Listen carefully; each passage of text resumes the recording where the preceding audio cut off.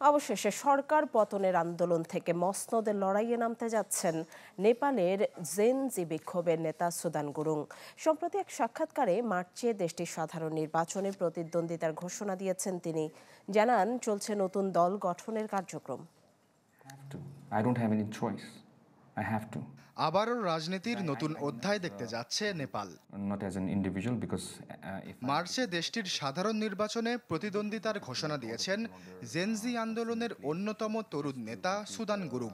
আল জাজিরাকে দেয়া এক বিশেষ সাক্ষাৎকারে তিনি জানান, এই আন্দোলন আর শুধু রাজপথে সীমাবদ্ধ থাকবে না, বরং যাবে সংসদ পর্যন্ত।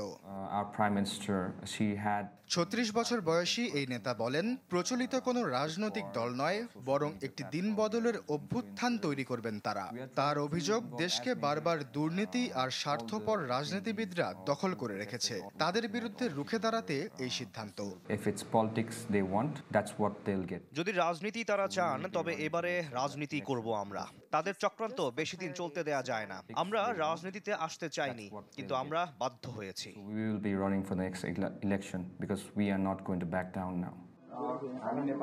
সুদান গুরুং বলেন, স্বাধীন প্রার্থী হিসেবে নয়, বরং যৌথভাবে দলীয় শক্তি নিয়েই নির্বাচনে অংশ নেবেন তারা। বলেন, কাজ চলছে নতুন রাজনৈতিক দল গঠনের। চলতি মাসে মাত্র 2 দিনের সরকার বিরোধী বিক্ষোভের পর পতন হয় প্রধানমন্ত্রী কেপি শর্মা ওলির। সেই আন্দোলনের নেতৃত্ব দিয়েই আলোচনায় আসেন সুদান গুরুং। আশ্বাস চৌধুরী, চ্যানেল 24।